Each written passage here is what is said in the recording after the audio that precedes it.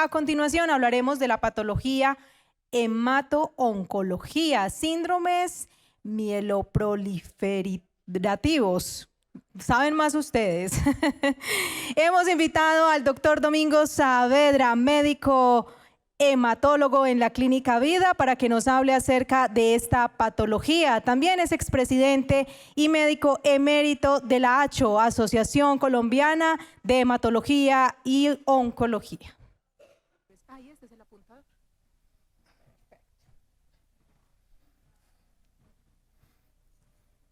Buenos días a todos.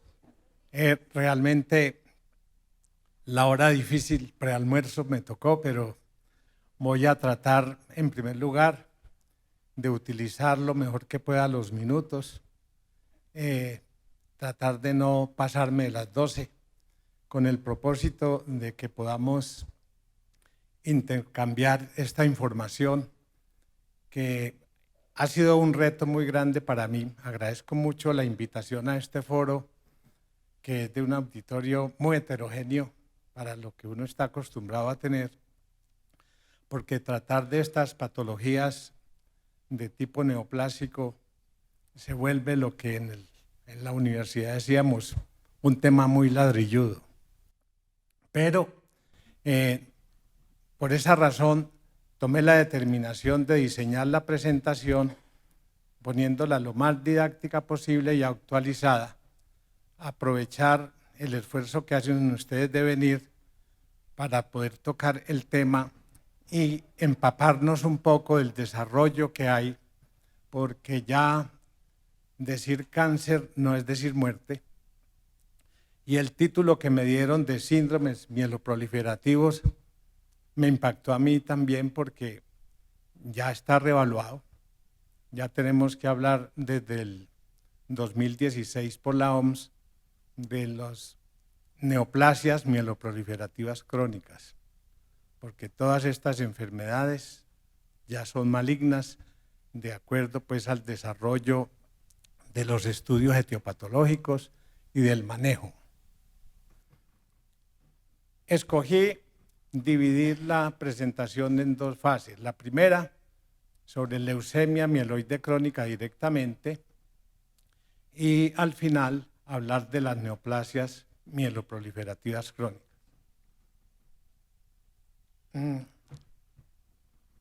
Buscando un respaldo a la presentación, les quiero mencionar que hemos tenido oportunidad de tener una experiencia, como dice, de la vida real, donde en nuestra institución, como pueden observar, en ese resumen de 2005 a 2022 en LMC, tenemos 208 pacientes que están discriminados, como está enunciado ahí, con los diferentes tratamientos de primera línea, y poco a poco se irán enterando de cómo es el desarrollo de este tema. Si hablamos de leucemia mieloide crónica, tenemos que definir, es un desorden clonal de la célula madre hematopoyética, causada por translocación cromosómica de los cromosomas 9 y 22, que determina esta patología. Y eso fue lo que se llamó el cromosoma Filadelfia, como se conoce hoy en día. Esta translocación crea una proteína híbrida que se llama BCR-ABL. Van a ver la importancia de esto más adelante, que tiene una actividad tirosina quinasa. Menciona uno esta parte química porque es tan importante debido a que esa tirosina quinasa es la que es hoy en día atacada por los medicamentos que tratan la enfermedad, porque son los ITK, que son los antitirosin quinasa.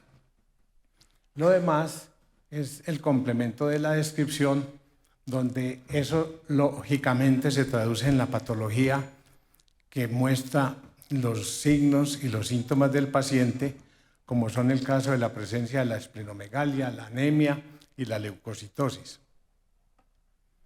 Más adelante estas translocaciones van cambiando, se van profundizando, se van degenerando y van evolucionando en una manera soterrada con el propósito de convertir la cronicidad de la enfermedad en una enfermedad intermedia que va progresando y termina en leucemia aguda. No en todos los casos, por supuesto, estamos hablando de la evolución natural de la enfermedad. Aquí está todo. El mejor tratamiento aprobado para esta enfermedad tiene una historia muy larga. Desde el año 1960 empezaron apenas los investigadores a profundizar y a encontrar la causa de este problema. Y los tratamientos de esa época eran tratamientos citorreductores universales que servían para muchas cosas. Por ejemplo, el busulfán ni siquiera es rescatable hoy. Se utiliza en pretrasplante de médula ósea. Después vino la hidroxiuria, que la utilizamos en muchas de estas patologías, y el desarrollo de esto despacito, como lo podemos ir viendo aquí, hasta 1973 no se identificó el cromosoma Filadelfia que les mencioné antes. Mucho más adelante tenemos que ir avanzando aquí y viendo estos productos como los que vemos en el marco del cuadro azul, que es el BCR-ABL. Van a ver la importancia porque eso se convierte en el seguimiento que tenemos. Difícil de manejar esto para poder determinar el tratamiento de hoy en día. Y me quiero adelantar, porque el cuadro quiere dar 2 o 3 pautas solamente, ya a nivel del año 1999 con el trabajo IRIS, apareció la prueba terapéutica del primer ITK, que es el imatinib. Miren ustedes que al principio la mejor respuesta en leucemia mieloide crónica se veía en el hemograma, tan simple como lo que hacíamos nosotros. Yo hago de pronto parte de la historia porque la he vivido toda. Entonces, cuando mirábamos al microscopio, la leucocitosis con ese diferencial anormal de células inmaduras, y muy empíricamente se decía, debe ser una leucemia mieloide crónica. Ya podíamos hacer el mielograma, ya se podía hacer el cariotipo y encontrar el cromosoma Filadelfia en la translocación. Entonces, en esas circunstancias va avanzando esto. Se utilizaba en los años 90 el interferón, que fue el medicamento que sirvió para el trabajo que dio para inicio de este siglo. Este siglo empezó con este avance grande en oncología, que es la diana terapéutica de la leucemia mieloide crónica, el hito más grande que se ha tenido recientemente en oncología hematológica, donde cambia la historia natural de esta enfermedad de una supervivencia de 3 a 5 años, máximo 8, a una supervivencia compatible con una vida normal. La epidemiología de la LMC está resumida en este cuadro. Tiene una incidencia de 0,6 a 2 por cada 100.000 habitantes. Corresponde al 4% de todos los cánceres humanos, el grupo de leucemias. El 15 a 20% son en el mundo occidental las leucemias linfoides crónicas. En Colombia tenemos unos 700 casos nuevos por año. Antes de 1983, la sobrevida global, el 15% llegaba a los 8 años. Del 83 al 2000, un poco más con los tratamientos que le mencioné, y miren el cambio. Del 2001 para acá, con estas nuevas terapias, se puede conseguir el 87%. Esa baja mortalidad ha aumentado dramáticamente la prevalencia, de 70.000 pacientes en el 2010 a 112.000. Este problema es muy serio porque la mitad de los pacientes son asintomáticos. A veces en un estudio de preempleo se encuentra una leucocitosis y está uno frente a una leucemia mieloide crónica. Es una enfermedad con unas manifestaciones clínicas muy comunes. Miren ustedes, sudoración nocturna, dolores óseos, cansancio, pérdida de peso, de pronto sangran por algún lado si hay trombocitopenia, pero son unos síntomas que realmente no ayudan mucho a la localización. Si nos metemos al diagnóstico, si vamos profundizando en esto, les hablaba que al principio en la sangre periférica lo veíamos en el microscopio y después lo que les enuncié del cromosoma Filadelfia. Aquí ya estamos hablando de fotografías. Aquí se están viendo las translocaciones que mencioné y es donde se hace vigente la presencia de esta parte anormal del BCR-ABL, de tal manera que, como digo yo, esto no es ciencia ficción, sino que ya estamos llegando al estudio de esa fisiopatología con profundidad molecular y genética muy importante.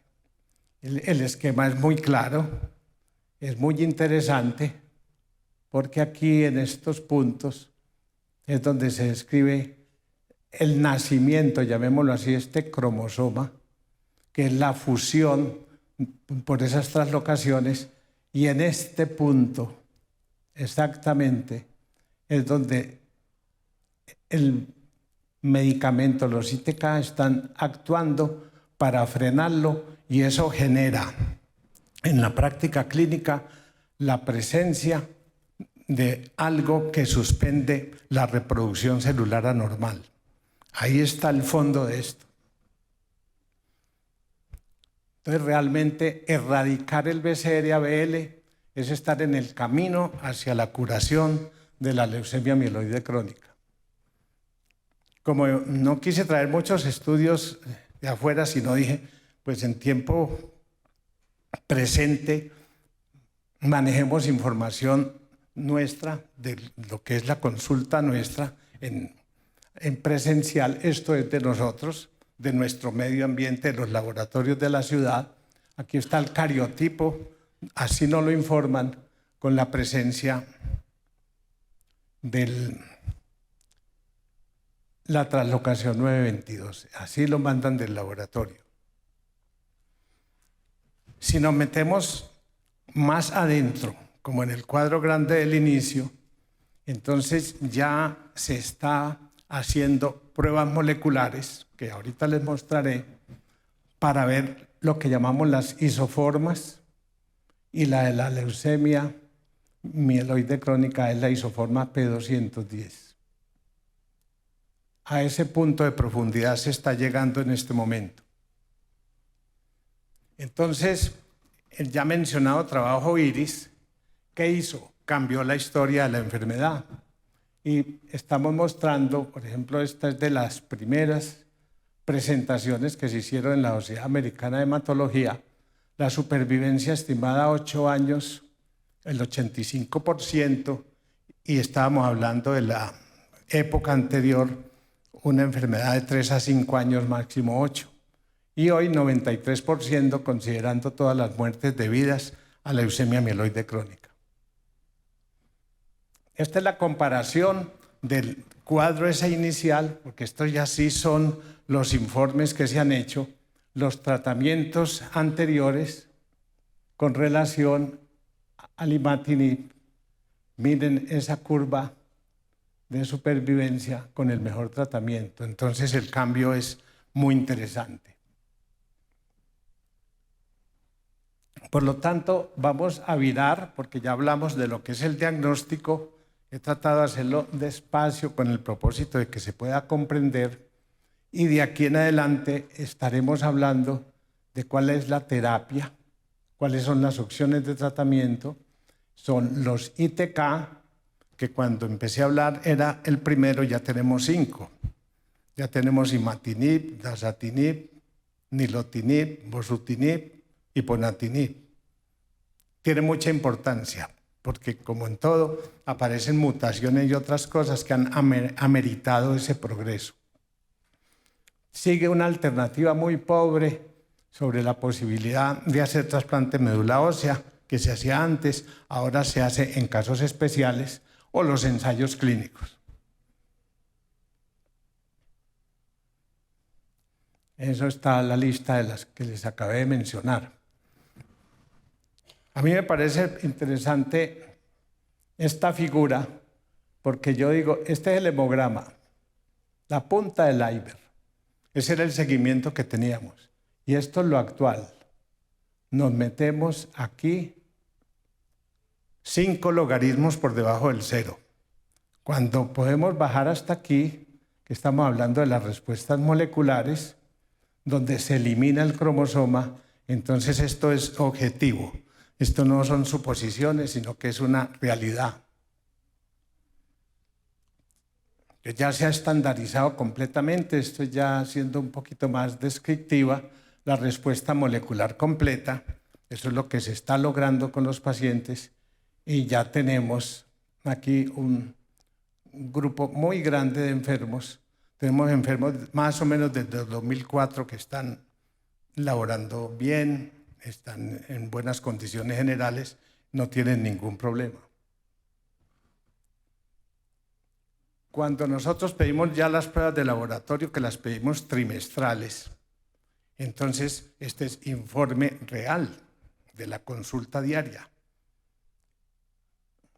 Este es el informe del qPCR de un paciente que tenía el 100% de las células y miren cómo va bajando la respuesta molecular por debajito de la raya azul. Ese paciente está en respuesta molecular completa. Vamos a ver los ejemplos que siguen como son de interesantes. Miren el seguimiento que se hace.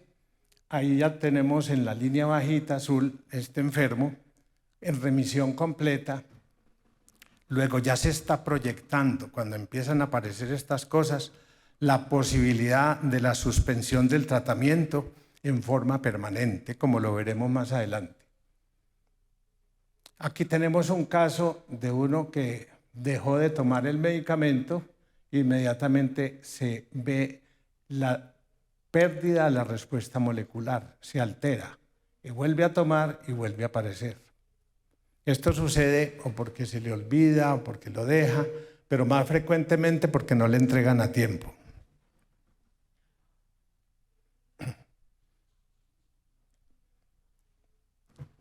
Aquí vamos a meternos en un tema un poquito espinoso y es el caso de los genéricos frente a los innovadores. Esta es una curva ejemplo con dasatinib genérico, donde el paciente aparentemente empezó a hacer una respuesta y hace la pérdida de respuesta casi enseguida. Aquí se hizo un seguimiento, son casi 2 años de seguimiento, porque esto no se hace de un día para otro, y lo cambiamos al innovador y logramos rescatarlo y volver a conseguir la respuesta molecular con el mismo medicamento, pero con la molécula original. Esto es otro de los ITK, este es nilotinib. Vean esa respuesta abajo tan impresionante de favorable. Aquí tenemos otra con nilo, desde el 2012 al 2016 es ese seguimiento. Yo traje ejemplos viejos para que vean pues cómo más o menos se han establecido las cosas. Aquí tenemos otro ejemplo. Este es un paciente que interrumpió su tratamiento temporalmente, como el de dasatinib, inmediatamente se ve el pico de la pérdida de respuesta. Aquí tenemos un paciente rescatado con la molécula más nueva que es el ponatinib, que su indicación principal es la presencia de mutaciones, la 7315 especialmente, y aquí se rescató. Este es el mencionado ponatinib, que tiene la indicación que les acabé de mencionar. Y estas son las mutaciones que hasta el momento de esta publicación estaban descritas. Y por esa razón no se destacan sino unas 3 o 4, las demás no han tenido importancia clínica. El bosutinib, que es de los últimos que llegó, estaba mencionando su aprobación es desde el 2013, aquí nos llegó en el 2021. Si nosotros no tenemos la respuesta esperada después de cabalgar todos estos elementos terapéuticos en los pacientes, ¿qué indicaciones tendría hacerle un trasplante de médula ósea? No se recomienda como primera línea, en algún momento lo hicieron en primera línea. ¿Es con las fallas de los ITK o es cuando evoluciona la enfermedad a fase acelerada o a fase blástica? Nosotros tenemos en los últimos 10 años historia de 11 pacientes trasplantados con esas características. Ahí están pues enunciadas las condiciones que estamos teniendo en cuenta. Bueno, y entonces vamos a pasar a actualizar un poquito más el tema diciendo cuál es el futuro de esto, qué les va a pasar a estos pacientes. Promovemos la remisión sin tratamiento en la práctica clínica convencional en la LMC. Este es el autor que empezó a promover el tema y yo les resumí algunas frases que puedan ser de importancia para ustedes. El éxito de los ITK ha hecho que en la leucemia mieloide crónica el control farmacológico sea un compromiso para toda la vida. Esto está diseñado para que el paciente tome todos los días una pastilla. Pues todos no son de una diaria, pero en líneas generales. ¿Qué implicaciones tiene? Muchas. El costo. Estamos hablando de alto costo. En el año 2005, el imatinib, el Glivec, valía 9 millones el mes, una pastilla diaria. En este momento, con el advenimiento de los genéricos, que obviamente es un mercado abierto, en promedio los imatinib genéricos están alrededor de entre 3,5 y 4,5 el mes. Pero si pensamos en que la gente está tomando estas drogas desde hace casi 20 años, pensemos en el costo. Entonces esto sí ilusiona. Y esto es lo que emociona cuando hay avances en las enfermedades oncológicas, que ya se demuestra que algunos pacientes que han logrado respuesta molecular profunda estable pueden dejar con seguridad su terapia sin recaídas. Los que no tienen éxito, pues simplemente les vuelve a poner el medicamento y siguen respondiendo. Entonces, ahí vamos. Para ilustración, en el momento actual tenemos 17 pacientes sin medicamento. Remisión sin tratamiento. La mínima duración de un ITK en esas respuestas profundas que les mostré es de 3 años. Pero hay trabajos que recomiendan un poco más. La mediana de tiempo es de 5 a 8 años, de acuerdo pues a las diferentes publicaciones que se hagan. Ahora en diciembre en ASH van a presentar unos resultados mucho más alentadores. ¿Cuáles son los requisitos institucionales para la suspensión segura del tratamiento? La disponibilidad de la prueba molecular, esa que les mostré, la hacemos trimestral sin parar, todo el tiempo. La patrocinaba la industria y desde hace unos 3 años para acá apenas las aseguradoras nuestras la están haciendo.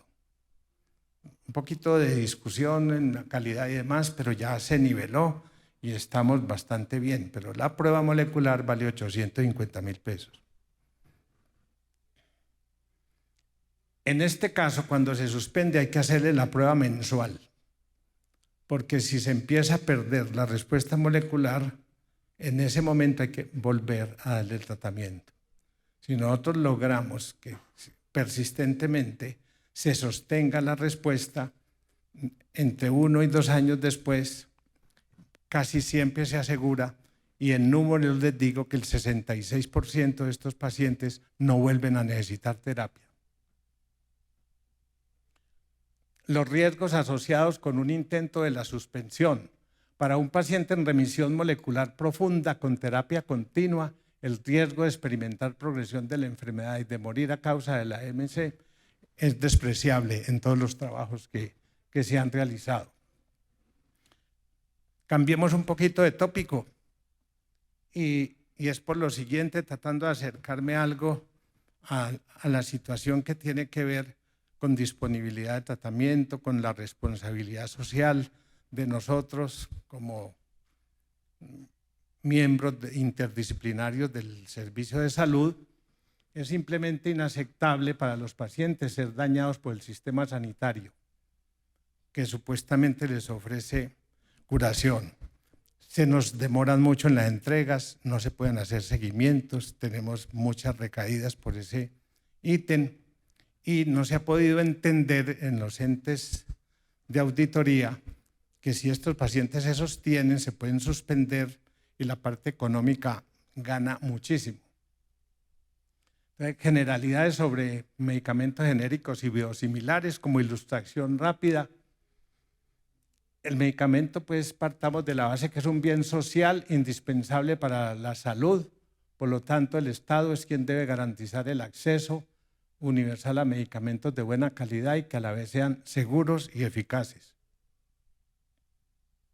Estos son reacciones de grupos de pacientes de otras latitudes y cómo han venido logrando que les den estas exigencias a su servicio.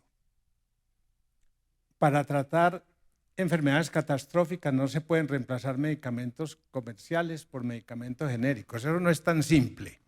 Simplemente que esta sentencia es bastante importante porque nos está respaldando a los médicos tratantes. Si nosotros encontramos efectos secundarios, porque partamos de la base de que el ente regulador tipo INVIMA entre nosotros escoge bien la molécula que entra de genérico, pero sabemos que sus excipientes o complementos son los que dan los efectos secundarios. A veces por efectos secundarios es que decimos no me la cambien. Entonces, si mandamos esa nota, lo hemos hecho, nos han respaldado y vuelven a la molécula original. Hoy no a la original, porque hay unos genéricos muy buenos, por ejemplo, en el caso de imatinib, hay un medicamento argentino y hay otro hindú que tienen buen resultado, tienen buen seguimiento, pero nos llega mucha chatarra. Entonces, ustedes que están en este campo también es bueno que se ilustren de que sí hay defensa legal para poder proteger los pacientes. Entonces, aquí venía yo diciendo que era un nombre químico, un genérico y un comercial. Quiero omitir eso en virtud de acelerar por el tiempo, pero debemos tener nosotros el conocimiento sobre bioequivalencia, sobre las buenas prácticas de manufactura, que ya les expresé antes lo que quiere decir esto. Y nosotros nos atrevimos aquí en el 2014 a hacer esta publicación de cotejamos el original con genéricos y logramos demostrar de una manera contundente los inconvenientes desde el punto de vista de mala práctica y demás con los resultados de los pacientes. Este estudio sirvió de base para muchas partes, tiene comentarios de Irán, de la India, de Europa, de muchas partes y sirvió de fundamento para otros que se repitieron más adelante y realmente hasta tuvimos un poquito de problema con la parte comercial. Los pacientes con LMC exigen calidad y regularidad ante la introducción de medicamentos genéricos para tratar el cáncer. Entonces, todo esto es un apoyo, es un soporte a lo que les he manifestado.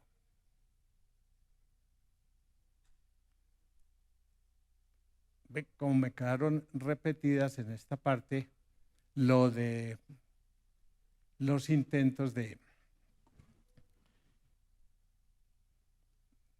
eliminar el medicamento del día a día.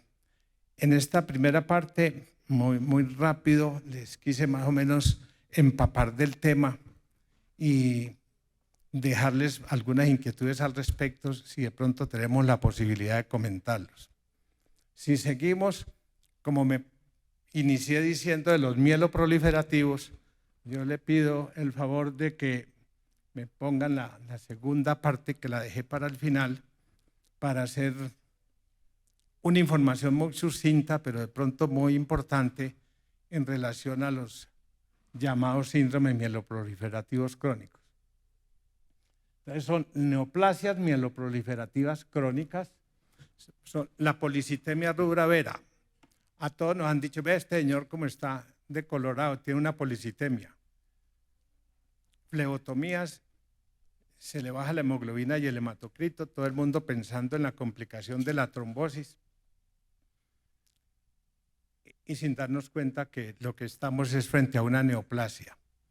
Lo mismo es la mielofibrosis, la trombocitemia esencial, entonces no son enfermedades benignas, son neoplasias que están completamente bien determinadas. Por ejemplo, la diferencia fundamental es que policitemia, trombocitemia y mielofibrosis, el cromosoma Filadelfia es negativo. Esa es la diferencia con la leucemia amiloide crónica, no más.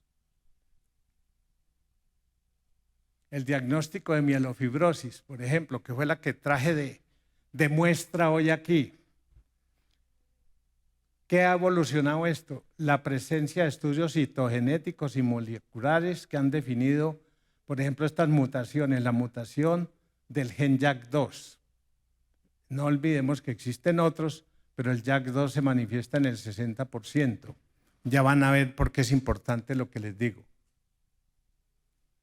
El tratamiento antineoplásico de este tipo de cromosomas Filadelfia negativas es el alotrasplante de médula ósea, el único tratamiento que puede conseguir la curación.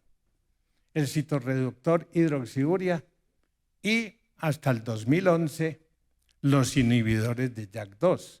Hagamos equivalencia con los ITK anteriores. Entonces tenemos el rusolitinib.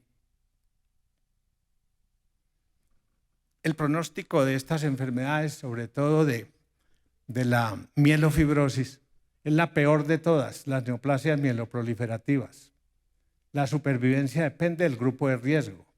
La mayoría de los enfermos fallece por infección, hemorragia, transformación leucémica o complicaciones de hipertensión portal porque hacen unas trombosis de la porta que son muy graves. Les traje esto como para mostrarles algo de contribución local, pero grupo multidisciplinario internacional sobre la seguridad y eficacia del rusolitinib en pacientes con mielofibrosis de riesgo intermedio. Es un estudio abierto multicéntrico que se presentó en EJA, que es el Grupo Europeo de Hematología, y tiene mucha importancia porque se fundamentó en dos estudios previos que son el COMFORT 1 y 2, donde se estudió esta molécula. La primera, en primera instancia contra placebo y en segunda contra el mejor tratamiento vigente, que era la hidroxiurea. Pero dejaron por fuera el grupo más grande, que es el de riesgo intermedio 1, que es el objetivo de lo que les estoy mostrando. Entonces se llama estudio YOM, teniendo en cuenta que el rusolitinib es el inhibidor del JAK, parecidísimo al cuento anterior de la leucemia amiloide crónica. El estudio YOM enroló pacientes de riesgo intermedio y contribuyó a ampliar la experiencia favorable de la terapia. Incluye resultados de 163 pacientes, eso es mucha gente. Con este riesgo, los pacientes procedían de Europa el 76%, de América Latina el 8,6%, de los 14 nosotros teníamos 9%, y los demás de otros sitios. Este es el método científico que se utilizó. Este es el mapa de distribución de la localización de los enfermos. Los eventos adversos no hematológicos del medicamento están expresados aquí, realmente sin ninguna trascendencia importante. La eficacia en los resultados se pudo documentar así. La mayoría de los pacientes, el 76,6%, 125 de 161, porque no se completó el número porque otros desertaron, experimentaron una reducción de más de 50% del tamaño del vaso o se desapareció la esplenomegalia. ¿Qué importancia tiene eso? Que eso al tiempo fue con la recuperación del paciente. Estos pacientes son muy discapacitados. Estos pacientes viven trabajando menos que los demás, son muy comprometidos, peor que los de la leucemia mieloide crónica, llegan a invalidarse a veces, de tal manera que ese es un grupo de riesgo bastante importante que a veces no se tiene en cuenta. Estos simplemente son los resultados de la disminución del tamaño del vaso. En naranja están los que se les redujo más del 50%. Aquí está la gráfica de la disminución del vaso condensada. Y en líneas generales, el resultado de supervivencia, hubo 3 muertes durante el estudio, las cuales fueron realmente una por insuficiencia cardíaca, una por sepsis y la otra indeterminada. Quiero decir que ninguna fue por progresión de la enfermedad. Las conclusiones. El JUNT es el estudio que incluyó más pacientes de esta disciplina, se basó en lo anterior y en líneas generales dejó como conclusión que el medicamento tiene muy buena respuesta terapéutica, muy pocos efectos secundarios. Estos hallazgos indican que ruxolitinib es un tratamiento eficaz y que realmente en este momento han salido varios trabajos más que lo confirman y mientras esto avanza ya apareció otra molécula.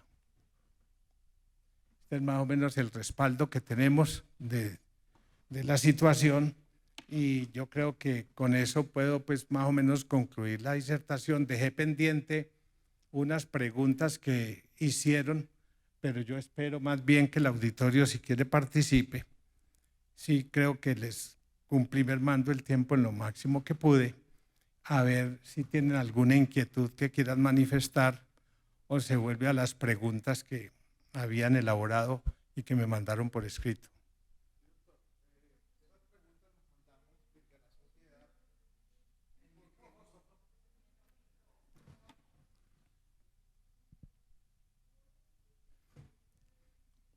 Yo creo que las transcribí en la presentación primera, ahí estaban enunciadas. Y si no, ahí está Sí. hay un archivo con estas preguntas y Sí. yo le agradezco mucho, doctor, porque nosotros tenemos muchas dificultades con la calificación. Y sobre todo, con muchas veces con la clasificación de todas estas neoplasias. Por ejemplo, una cosa tan sencilla que me acabo de enterar ahora y que acabo de aprender, el caso de la policitemia, que aparece como neoplasia. Sí, doctor. A nosotros, por ejemplo, el manual nos dice, califique las neoplasias con la tabla que hay para neoplasias. Y la policitemia nos las pone exclusivamente como si no produjera nada. Simplemente que si no hay secuelas, si no hay alteraciones producidas por la policitemia, simplemente le califican las flebotomías. Es decir, algo que, con lo cual yo como calificador no estoy de acuerdo, pues, pero ¿qué es lo que nos dice el manual? Veo que no hemos puesto todavía las preguntas, yo aquí las tengo de todas formas. Allá. Ah, sí, esa es la que yo Estas pasé. son. Sí, señor. Muchas gracias. Bueno, dice la primera pregunta, pero no lo quiero dejar, doctor, en el aire con lo mencionado de policitemia, porque vean que policitemia rubra vera ya tiene marcador JAK2 positivo en el 80%. Desde el punto de vista de la codificación y todo está en catastróficas. Todos estos ya están en catastróficas desde el 2016. O sea que nosotros tenemos el argumento suficiente para calificar una policitemia por el capítulo de neoplasia. De neoplasias y en enfermedad catastrófica.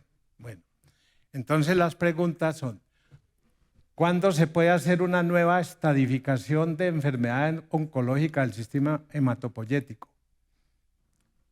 Yo entendía estadificación para nosotros es la estadificación de la enfermedad y estadificación es en cuanto a lo laboral.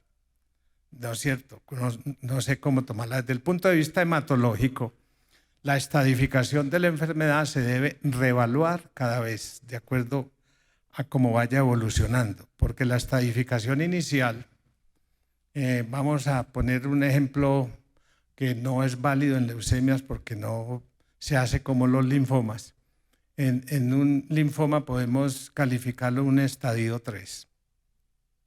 Se hace el tratamiento, resulta que hace remisión completa y recae. Hay que volverlo a estadificar completamente porque puede cambiar. De tal manera que la inicial no persiste. Es dependiente del momento de la evolución de la enfermedad, sería como la respuesta concreta. ¿Y eso aplicaría a cualquiera de este tipo de neoplasias? Sí, en las de hemato-oncología, sí.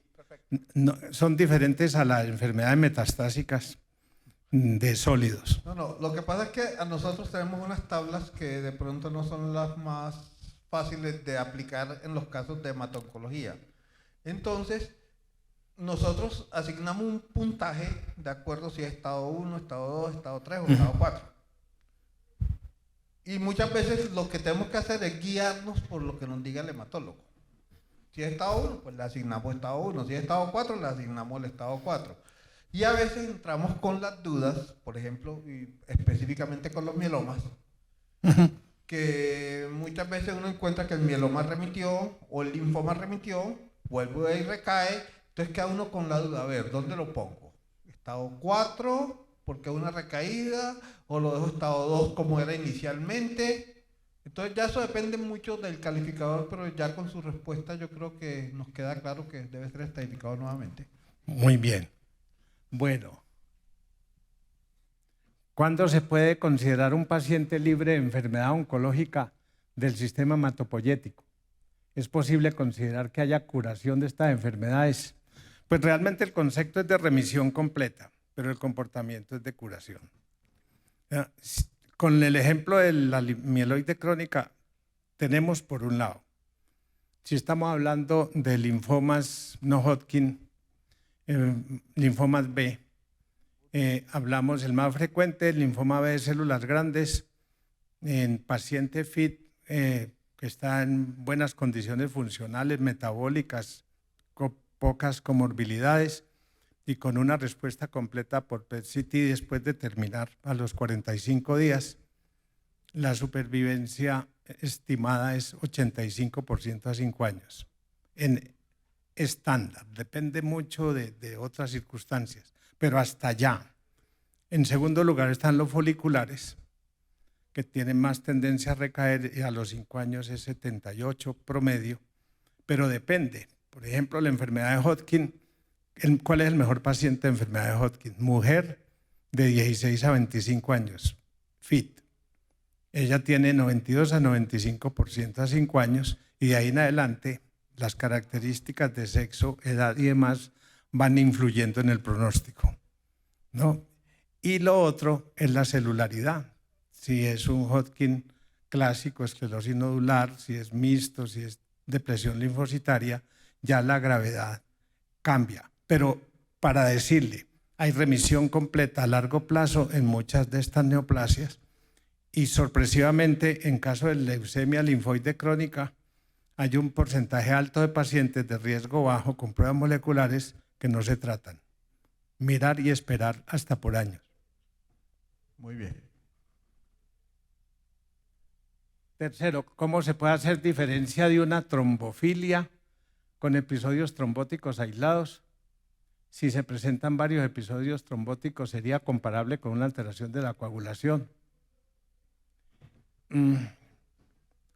Para categorizar de trombofilia, de diagnóstico de trombofilia a un paciente, hay que respaldarse con los estudios del perfil clásico, que son en líneas generales los estudios básicos de coagulación, pero la segunda instancia es indispensable. Hay que hacer dosificaciones de proteína S de la coagulación, proteína C, antitrombina 3, la mutación 5 de Leiden, la mutación de protrombina, todo un perfil grande que califique trombofilia, porque el paciente con trombofilia está planillado de alto riesgo y es el que merece la anticoagulación permanente. El otro que repite tiene que buscar causas secundarias. Por ejemplo, paciente mayor de 70 años sin trombofilia con trombosis a repetición, búsquele la neoplasia. Una neoplasia. Es un paraneoplásico. Por solo repetir, no, y hay muchos factores ya asociados al paciente, enfermedades autoinmunes, otro mundo de cosas que se deben descartar. Cuarto, caso de pacientes con enfermedades concurrentes del sistema hematopoyético, un linfoma tratado y después leucemia. Se ganó la lotería. Ese fue un caso raro que alguna vez nos tocó de un paciente que tuvo un linfoma, hizo remisión. No tuve claro si fue que el linfoma se convirtió en leucemia o tenía una leucemia mal catalogada, no sé. En todo caso, inicialmente aparecía como un linfoma tratado con remisión y luego fue diagnosticado con una leucemia. Yo creo que la respuesta puede ser muy contundente porque hay varias cosas de borderline ahí. Leucemia linfoide crónica, que es el código 911, es igual al linfoma B de células pequeñas. Es la misma enfermedad. Okay. La leucemia B de células pequeñas, la leucemia mieloide crónica es porque se manifiesta mal la fase leucémica. Y el linfoma B de células pequeñas está lleno de ganglios y visceromegalias. Es la misma enfermedad con comportamiento diferente y se puede transformar. Y cualquier linfoma puede hacer fase leucémica, o sea, es la misma enfermedad. Otra historia es que tenga dos neoplasias coexistiendo, que también se ve. Muy bien. No sé, esas eran las preguntas que nosotros teníamos como planteadas. No sé si alguien del público quiera. Falta la quinta. Casos de recaídas de linfoma. ¿Ya respondió? Sí, yo creo que está. Ya esa es la respuesta, la dio al principio, creo que hay que estar haciendo. Sí, muchas gracias por la presencia a los que demoraron el almuerzo.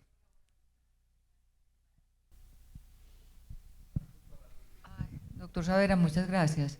Con mucho gusto. Una pregunta muy frecuente que nosotros nos hacemos es qué tanto pesan los factores de riesgo, sobre todo de sustancias químicas, en la aparición de estas enfermedades en los pacientes y por lo tanto la duda de si la causa es el trabajo o es ajena al trabajo. Doctora, complicado el cuento, pero muy real. Nosotros hemos tenido muchos pacientes relacionados con metales pesados, relacionados con arsénicos, con un mundo de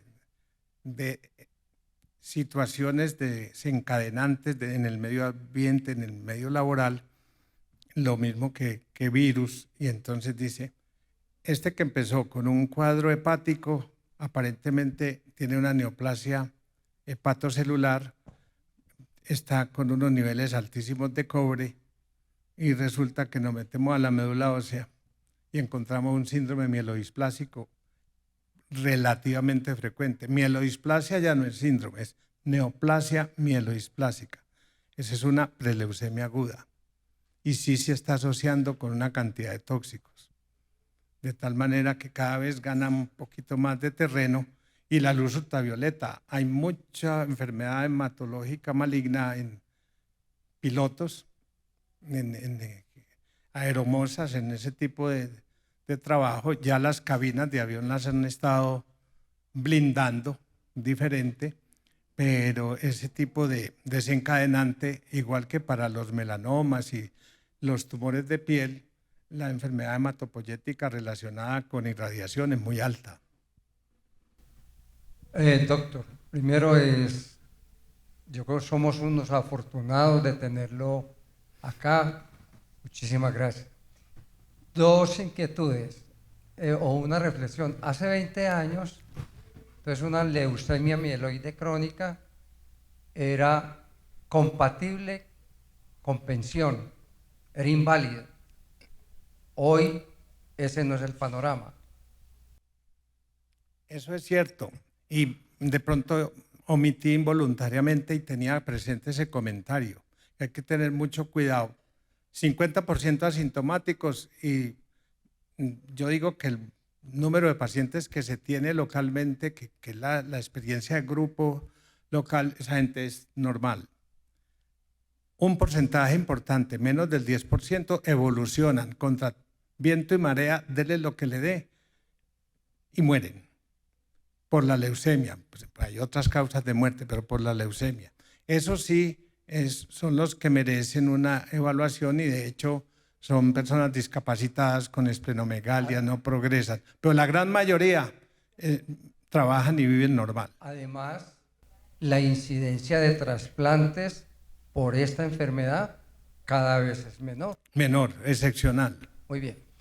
Otro tema, para nuestro ejercicio de la calificación, nosotros le pedimos al oncólogo el TNM, la calificación.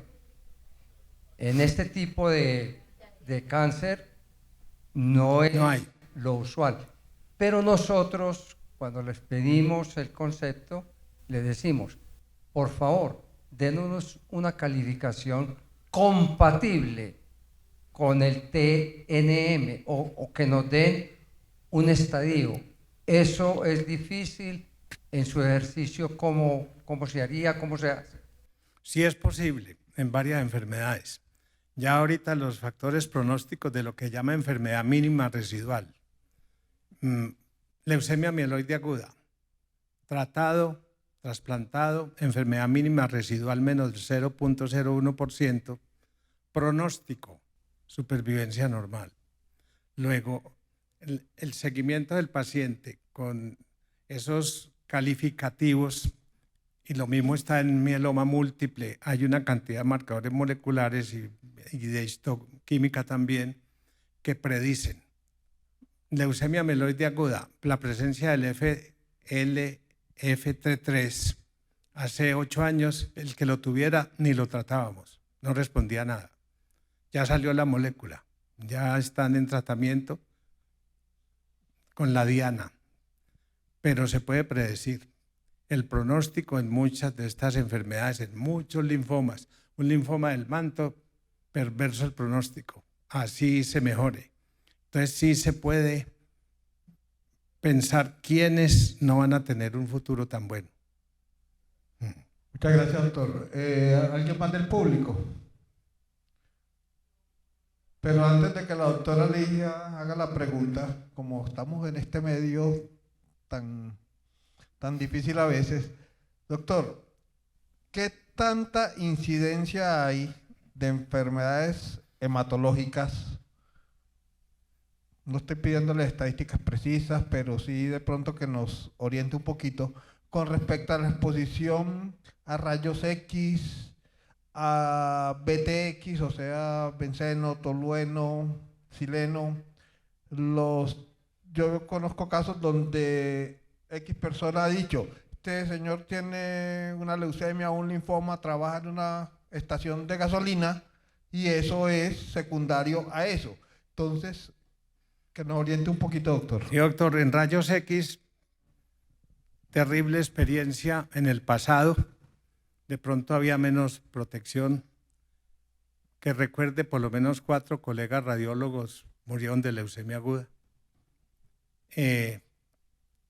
Auxiliares, todo, a pesar de los dosímetros y todo lo que hay, relación directamente sobre los derivados del petróleo, los cresopinoles, la gasolina y todo eso, alta incidencia de anemia plástica y síndromes mieloisplásicos, más que todo. Lo que pasa es que eso puede evolucionar a leucemia, pero sí hay una correlación causa-efecto con los mieloisplásicos por toxicidad medular. Doctor, mi observación era que si bien en estas enfermedades obviamente el pronóstico de sobrevida es muy importante desde el punto de vista global, desde el punto de vista de la calificación, digamos, lo que es un parámetro que no es absoluto, porque estamos calificando fundamentalmente la disfuncionalidad, y a veces el pronóstico de supervivencia no es igual a disfuncionalidad, porque usted puede estar muy funcional y tener un pronóstico de supervivencia corto, o usted puede estar, o como para muchas personas, muy funcionales y dentro de 8 días se mueren de un infarto agudo de miocardio, ¿no es cierto? Entonces, en el caso nuestro, es muy ese parámetro obviamente es importante dentro del informe hematológico, pero para nosotros muchas veces, para poder ubicar a los pacientes en las tablas, el criterio fundamental es qué tan afectado está el paciente por la enfermedad y por el tratamiento. En ese sentido, es una de las peticiones más importantes que nosotros les hacemos a los clínicos, entre ellos a los hematólogos como usted, y de nuevo le repito mi agradecimiento por su estancia acá con nosotros. Gracias. Gracias, doctora. Realmente ha sido una inquietud muy grande que ha sido muy difícil de definir, y nos hemos dado cuenta de cosas que inciden mucho en la evolución del paciente y abusamos en el pasado por ignorancia. Ejemplo, la utilización de los antracíclicos, doxorubicina y demás. Repito, como he vivido tan largo tiempo esta historia y vivimos como de la información estadística, tenemos 9 trasplantados de corazón por antracíclicos, por cardiotoxicidad. ¿Qué resume esto? Resume esto la necesidad sentida de tener el grupo multidisciplinario, ¿no es cierto?, de manejo del paciente para poder evaluar todos los verdaderos riesgos. Cardiólogo, oncólogo ya hay.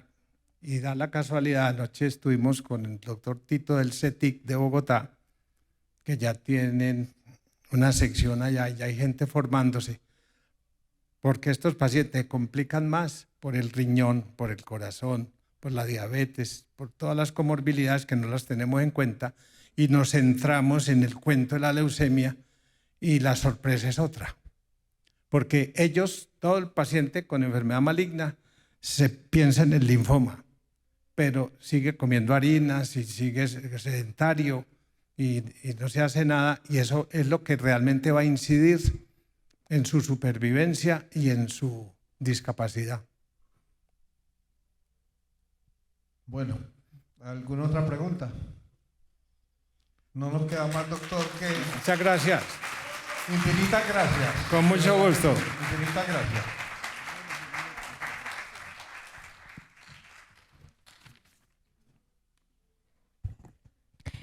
Bueno, agradecemos al doctor Domingo Saavedra por su intervención.